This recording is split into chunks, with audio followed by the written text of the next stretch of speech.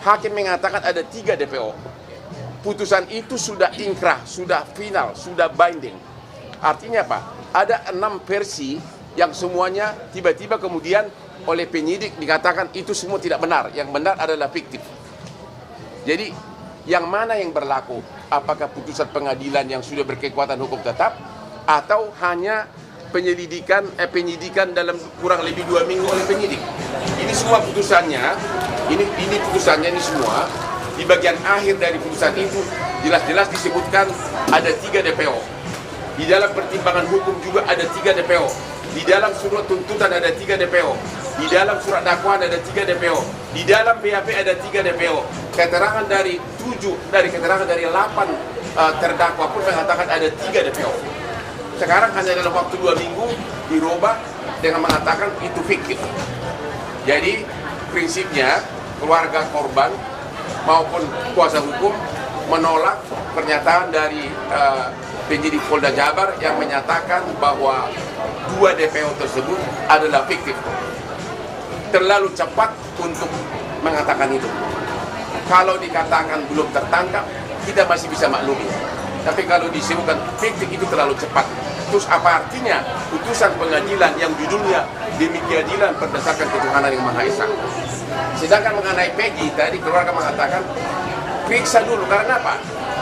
Peggy ini ditetapkan sebagai tersangka DPO, sudah di BAP 6 orang dari terpidana, 5 menyatakan tidak, 5 menyatakan bukan Peggy, hanya 1 yang menyatakan Peggy, artinya 5 lawan 1. Jadi mana yang benar?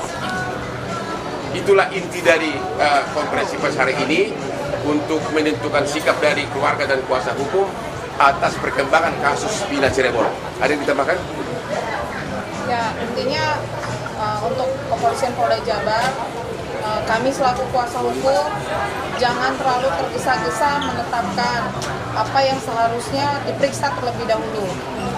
Karena ini kan sudah 8 tahun tidak pernah diproses ya, tidak pernah diselidiki lagi, dan ini baru diselidiki kembali dalam waktu yang singkat sudah bisa menetapkan 1 tersangka, kemudian bisa menetapkan 2 lagi tidak ada.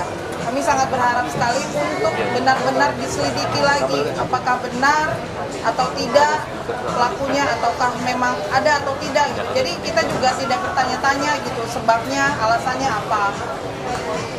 Oke. Itu inti pokoknya. Singkat, kalau ada pertanyaan silakan. Ya. Jadi kalau merespon dari pernyataan keluarga dan teman-teman kuasa hukum, apakah bisa dikatakan sama seperti banyak orang yang juga menilai penangkapan Peggy ini salah tangkap? Apakah itu bisa dikatakan begitu? Atau ada hukum acara pidana yang tampaknya tidak dijalankan oleh kepolisian soal penetapan Peggy sebagai tersangka dan menghilangkan 2 DPO lainnya oleh Polda Jawa Barat? Oke. Kalau kami mengatakan bukti hukumnya belum begitu kuat untuk menyatakan Peggy ini sebagai tersangka DPO. Kenapa? Karena 5 dari terpidana yang sama-sama mengaku melakukan tidak membantah Peggy terlibat. Jadi 6 orang terpidana itu sudah di BAP dalam minggu-minggu ini. BAP baru ya. 5 mengatakan Peggy tidak terlibat, hanya 1 yang mengatakan terlibat. Ya, itu dia. Terhadap Peggy belum ada jawaban yang pasti. Itu jawaban kami. Masih perlu diselidiki lebih lanjut. Ya, belum bisa disebutkan total salah tangkap atau memang itu orangnya. Tapi dari segi hukum pembuktiannya masih sangat lemah. Apalagi 5 terpidana mengatakan Peggy ini tidak terlibat. Itu jawabannya. Bakal ada koordinasi lebih lanjut dengan Polda Jawa Barat dan tim keluarga kita? Ya, kita selalu ini loh. Kita itu kan menghimbau agar jangan tergesa-gesa. Ini mulai viral kan sesudah kasus ini diviralkan oleh Hotman 911. Barulah mulai itu sekitar tanggal 20-an. Barulah mulai Polda Jabar bergerak. Kok hasil persidangan berbulan-bulan sudah ada putusan mengatakan bahwa ada 3 DPO. Oh, tiba-tiba dengan penyidikan kurang dari 2 minggu tiba-tiba disebutkan itu fiktif gitu loh, yang 2 DPO. Itu yang kita tidak, keluarga maupun kuasa hukum belum bisa terima. Ya. Silakan. Berarti harus ada transparansi hukum ya, Bang? Lalu, Harus ada transparansi hukum terhadap kasus ini, Pak. apa? Transparansi hukum. Transparansi. Ya justru itulah transparansi hukum, makanya kan kita bikin konferensi pers ini untuk menentukan sikap keluarga, ya. Harusnya Polda harus menerangkan bahwa 5 dari terpidana itu membantah, tidak mengakui Peggy sebagai pelaku, ya. Dan yang 2 victim ini semua berkas-berkas perkara menyatakan mereka ada, cara memerkosanya ada, motornya ada, cara mukulnya diuraikan di sini. Ya, masalahnya dan juga si pelaku ini, si 8 terpidana ini tidak pernah mengalihkan tanggung jawab kepada 3 DPO. Karena kan orang mengatakan mengalihkan tanggung jawab, dia pelakunya bukan aku. Kalau mereka mengatakan kami lakukan perbuatan itu bersama-sama. Jadi ini perbuatan tidak pidana secara bersama-sama. Jadi kelihatan jelas tidak ada motivasi bagi mereka untuk lempar tanggung jawab. Kelihatan jelas dari awal. Sehingga kalaupun misalnya Polda Jabar belum berhasil menemukan 2 pelaku DPO ini, ya jangan dibilang tergesa-gesa fiktif dong. Ya, itu sama saja mau cepat-cepat menutup perkara ini gitu loh. Ya. Belum ada alasan jelas dari Polda Jabar terkait dengan menghapuskan 2 DPO lainnya, Bang, ya? Nggak ada alasan yang jelas ya? Alasannya apa? Nggak ada. Alasannya tidak ada. Jadi namanya itu tidak diakui oleh para terpidana lainnya juga. Asal-asal sebut aja katanya. Asal sebut aja. Betul. Jadi sekali lagi atas 2 fiktif ini sudah banyak versi yang menyatakan. BAP pertama 2016 menyatakan ada 3 DPO. Surat dakwaan jaksa mengatakan ada 3 DPO. Surat tuntutan jaksa mengatakan ada 3 DPO. Temuan persidangan, perdebatan di sidang juga mengatakan ada 3 pelaku ini. Putusan juga mengatakan begitu. Putusan yang sudah final. Jadi yang mana yang berlaku, putusan pengadilan atau pernyataan lisan dari penyidik? Makanya kita mengatakan itu pernyataan yang menyatakan itu fiktif terlalu tergesa-gesa. Bilang aja belum berhasil menangkap, itu kita lebih bisa terima. Kalau disebutkan polisi belum berhasil menangkap karena sudah kelamaan, ya bisa kita terima. Tapi kalau dibilang fiktif, kita tidak bisa terima. Itu pernyataan dari keluarga. Kalau untuk keluarganya, Bang, kemarin kan mengatakan bahwa akan melaporkan, minta bantuan kepada Presiden Joko Widodo untuk membongkar pembunuhan kasus Vina ini. Apakah itu benar dan kapan akan dilakukan? Sebenarnya memang secara di medsos pun kita sudah mengatakan agar Bapak Presiden juga memperhatikan. Tanpa kita minta pun saya yakin seluruh petinggi negeri ini termasuk Presiden sudah tahu kasus ini. Dan mudah-mudahan diterapkan seperti kasus Sambo, benar-benar dikasih political will untuk memeriksa. Dan untuk Peggy Setiawan ini kan juga salah tangkap, proses salah tangkap ini akan dibantu juga dengan Bang Hotman atau seperti apa? Kita sekarang ini hanya berpendapat masih meragukan apakah Peggy itu pelaku DPO yang tertangkap. Kita tidak mengatakan 100% bukan, masih meragukan. Karena 5 dari terpidana mengatakan bukan Peggy pelakunya. Jadi mau apa lagi? Hanya 1 yang menyatakan. Di dalam hukum, apabila ada hal-hal yang tidak jelas, apabila ada kekaburan, apabila ada ketidakjelasan, dalam prinsip hukum adalah harus dibebaskan orang yang belum pasti bersalah. Ya, kalau masih ada keraguan-raguan, nggak boleh langsung divonis. Ya. Linda seperti apa, Bang? Apa? Munculan Linda sendiri. Kenapa?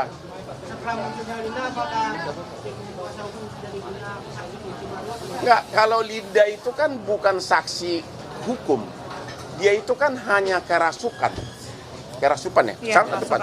Jadi tidak bisa dipakai sebagai saksi yang diakui oleh undang-undang. Mungkin hanya sekedar petunjuk, tapi bukan saksi. Karena orang kerasukan mana bisa jadi saksi sih? Di mata hukum kita, belum diakui orang kerasukan itu sebagai saksi, sebagai bukti. Petunjuk boleh, hanya untuk garis boleh. Jadi itu bukan bukti. Abang, kalau misalnya kuasa hukum ragu-ragu dari tim Abang ragu-ragu terhadap Peggy ini, apakah dari pihak keluarga dari tahun 2016 sampai saat ini itu sudah benar Peggy atau bukan gitu? Kalau Mbak gimana Mbak? Meyakini nggak sih Peggy ini beneran pelaku atau enggak? Kalau itu sih saya kembalikan lagi kepada pihak kepolisian ya. Keluarga menaruh kepercayaan terhadap pihak kepolisian. Jadi kalau Tapi, ditanya yakin atau tidak, saya masih abu-abu. Dia sendiri, keluarga sendiri yang boleh dikatakan dari keluarga yang ekonomi lemah, tidak sampai aksesnya ke arah setingkat itu. Tapi mereka mengikuti sidang, memang benar nama-nama itu semua ada gitu loh. Jadi ya itu sesuai dengan, dan itu persidangan kan bukan seminggu 2 minggu, itu berbulan-bulan gitu loh. Jadi keluarga hanya terlalu cepat untuk mengatakan Peggy pelakunya, terlalu cepat untuk menyatakan itu aja. Karena baru kasus ini kan baru 2 minggu dibuka lagi setelah 8 tahun tidur, ya. Apa?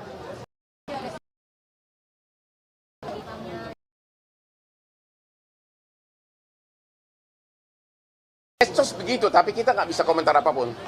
Di medsos begitu, tapi kita nggak bisa komentar apapun. Ini maksudnya 5 dari terpidana itu menyatakan itu bukan pelakunya.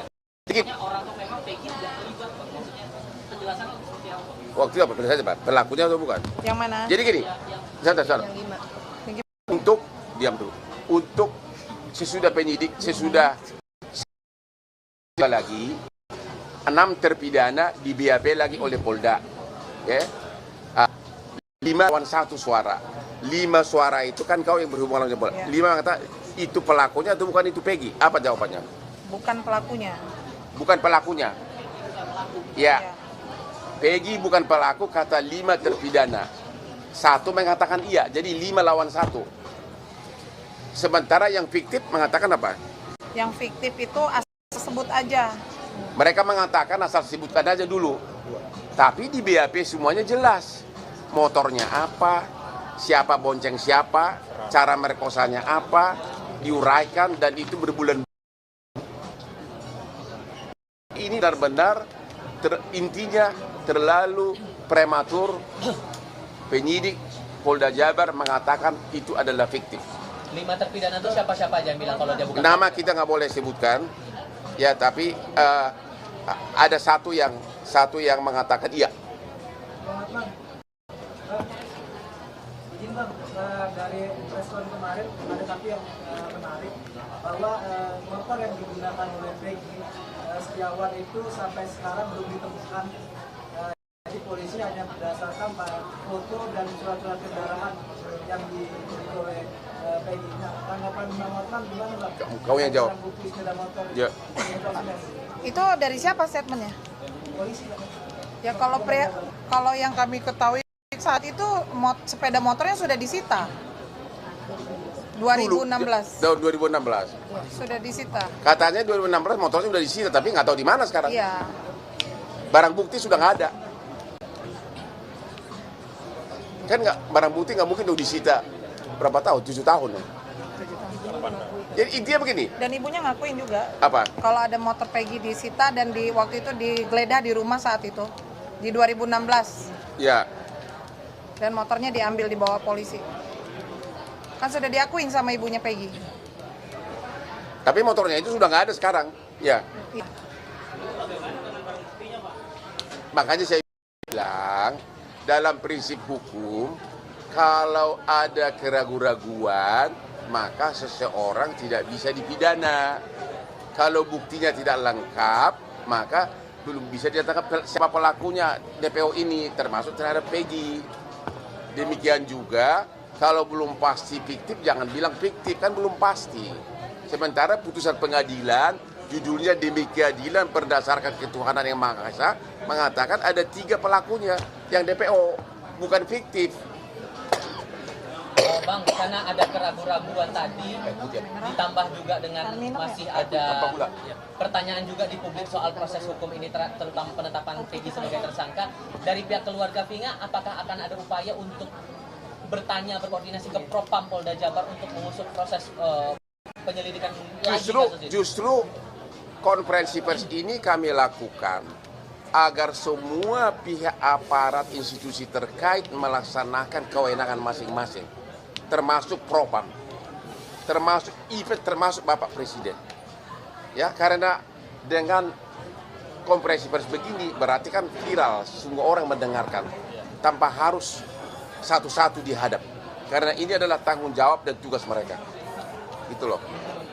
Kalau misalkan memang terbukti Peggy ini merupakan korban salah tangkap, ini hukumannya seperti apa? Ya kita belum bisa ngomong, nanti kan persidangan membuktikan. Cuma keluarga sendiri dan dari segi proses pembuktian pun masih sangat meragukan gitu loh. Ya, karena motornya sudah nggak ada. 5 pelaku terpidana mengatakan bukan dia pelakunya. Jangan dingin ya, jangan dingin.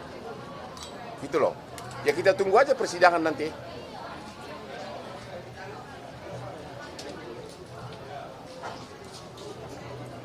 Apalagi pertanyaannya?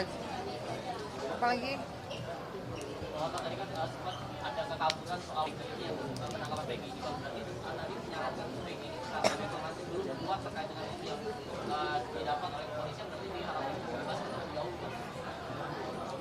Ya kalau buktinya tidak cukup, memang belum waktunya untuk ditahan. Apalagi 5 dari pelaku itu menyatakan bukan dia pelakunya. Itu loh.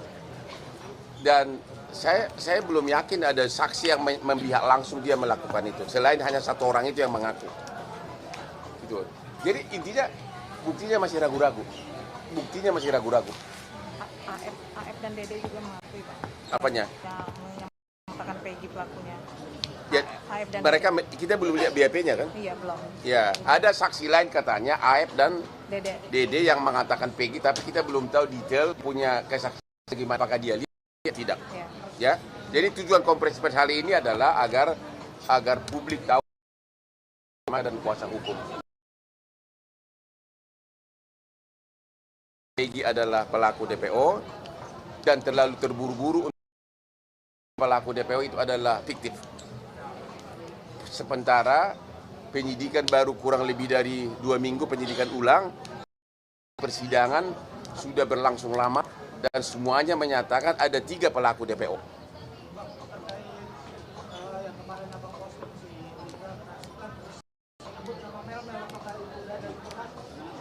Coba kau yang ngomong. Yang dengar kemarin si Linda datang ke Jakarta karena memang dia mau diperiksa kan. Dulu dengan tim kuasa hukum ketemu apartemen dia tanggal berapa? Hari Sabtu. Tanggal berapa itu? Itu kurang lebih tanggal 19 sana. Hah? Tanggal 19 atau tanggal 20? 25. Kok bisa kerasukan lagi?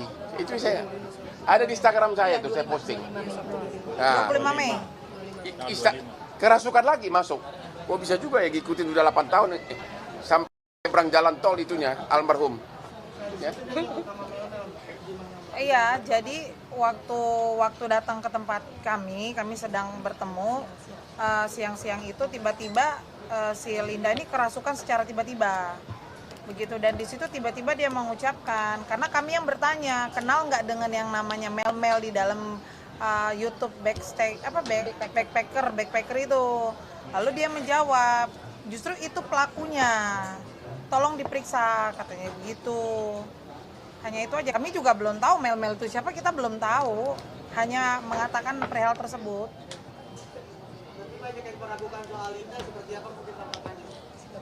Kalau meragukan ya sah-sah saja kan. Itu kan kita hadirkan karena memang Linda saat itu yang kerasukan dan dia dimintain keterangan. Jadi sah-sah aja, kalau orang tidak percaya silahkan aja. Intinya Linda sudah kooperatif untuk memberikan keterangan. Yang pasti Linda bukan saksi yang sah di mata hukum karena kesaksiannya hanya berdasarkan kerasukan, bukan melihat fakta kejadian. Ya, itu bukan saksi yang sah. Sebagai petunjuk boleh-boleh saja. Dan katanya menurut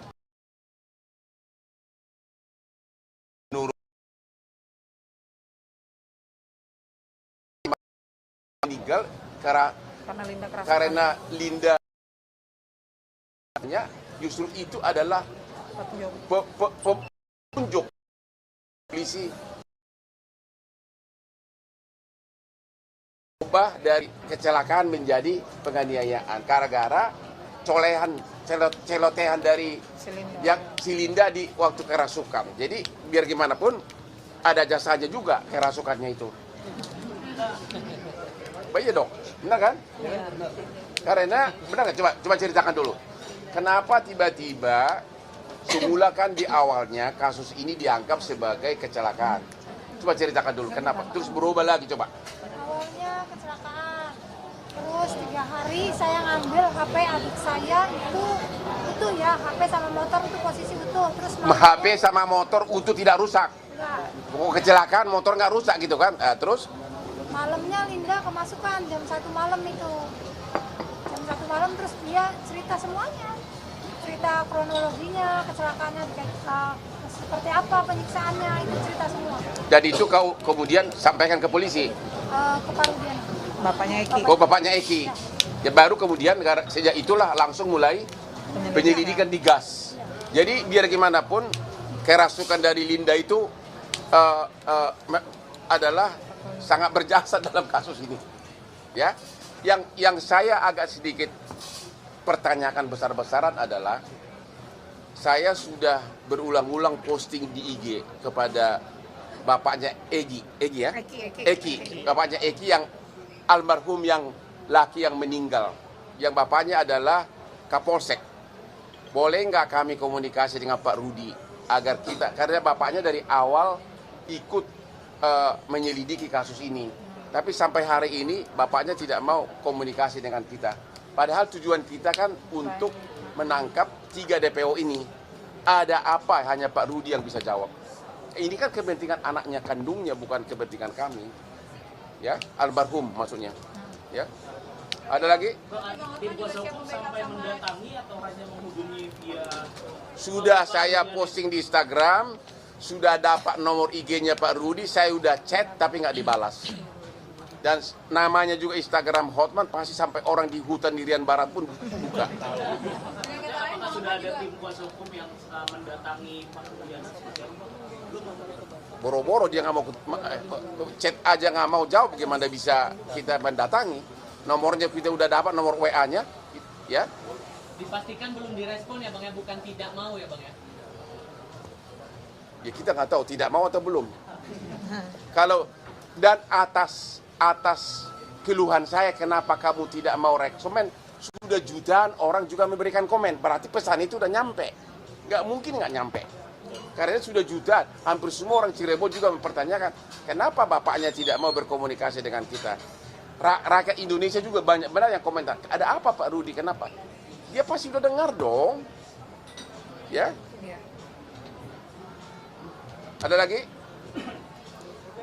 Oke, yang terakhir ada satu di sini, mana yang Bu Ayu. mana anak ada ini yang dituduh anak bupati wakil bupati Cirebon. Ini istri wakil bupatinya ada nih. Ya. Mana Bu Ayu nih? Mana? Kau berdiri aja Putri. Mana anaknya satu lagi yang mirip itu? Dani. Anaknya. Mirip nama Bang, jangan mirip muka. Ya, ini si Dani nih. Hah? Siapa namamu? Sama satu lagi yang sekarang yang lagi naik daun. Oke. Jadi Yang lain mundur dulu, dulu kan sempat viral gara-gara banyak komentar-komentar di medsos bahwa katanya keluarga bupati, mantan bupati Cirebon terlibat. Saya memberikan komentar. Paling gampang kok untuk mengetahui apakah itu keluarga DPO. Saya katakan cari jejak digitalnya. Karena dalam sejarah kriminal di dunia, apalagi di Indonesia, pelaku DPO selalu kembali atau menghubungi keluarganya.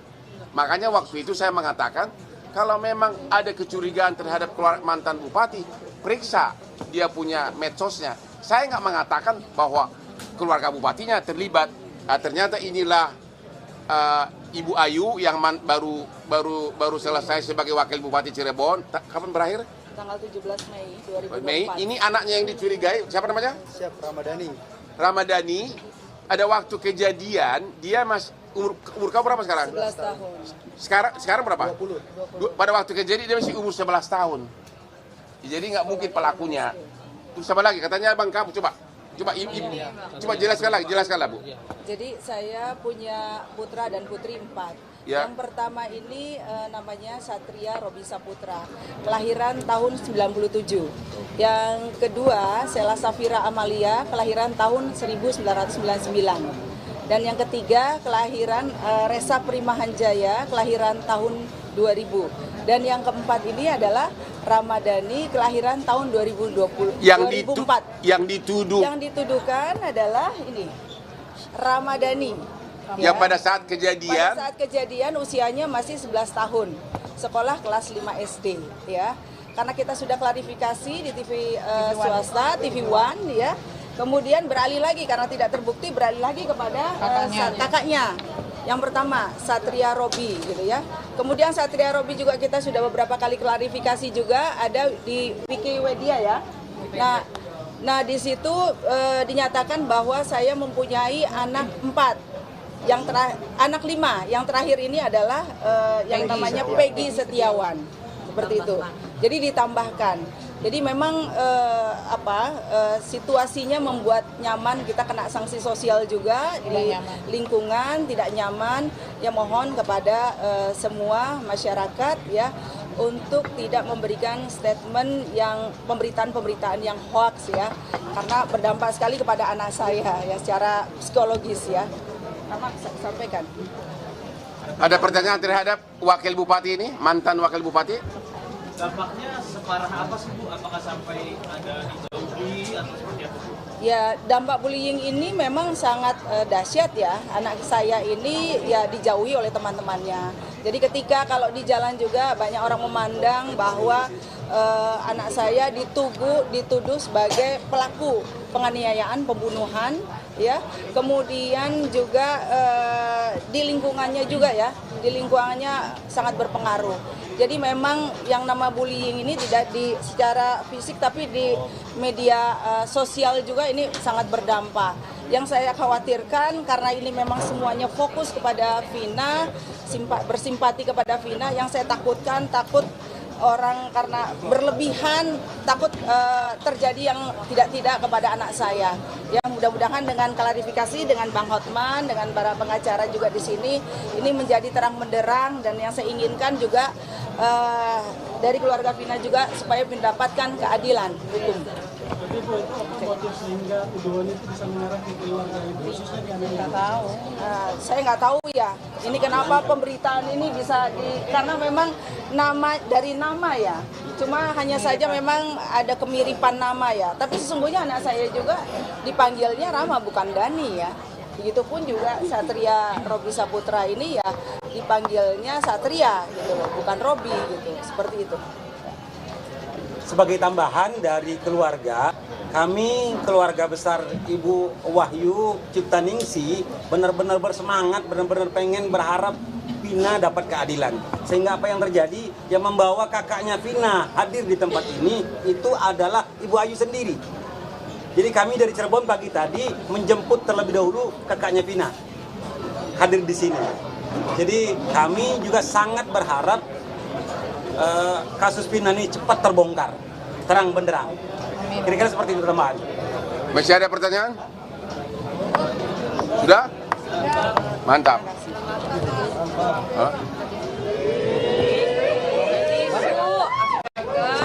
Awas loh, diplesetin lagi nih, bentar lagi nih.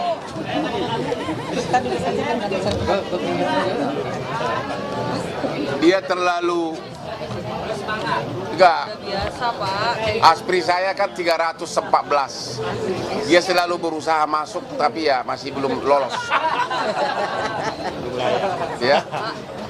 Kira-kira begitu informasinya.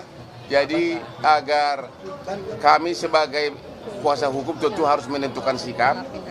Yang jelas kami keberatan apabila putusan pengadilan yang sudah inkrah, putusan hakim begitu saja disebutkan bahwa dua pelaku itu adalah fiktif, ya, sehingga menjadi semakin tidak ada kepastian hukum di Indonesia.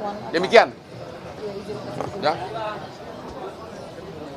Apalagi udah? Udah. Thank you. TV One bisa. Foto dong, tolong fotoin dong. Ya beri foto. Nah, Ini dulu. Mas, tolong minta fotoin dong. Tolong dong. Yuk, foto dulu yuk. Yuk.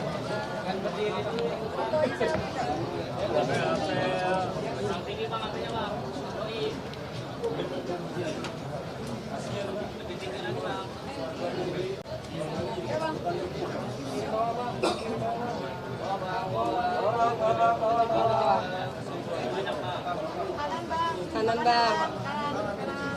Dokumennya boleh bang, dokumennya bang.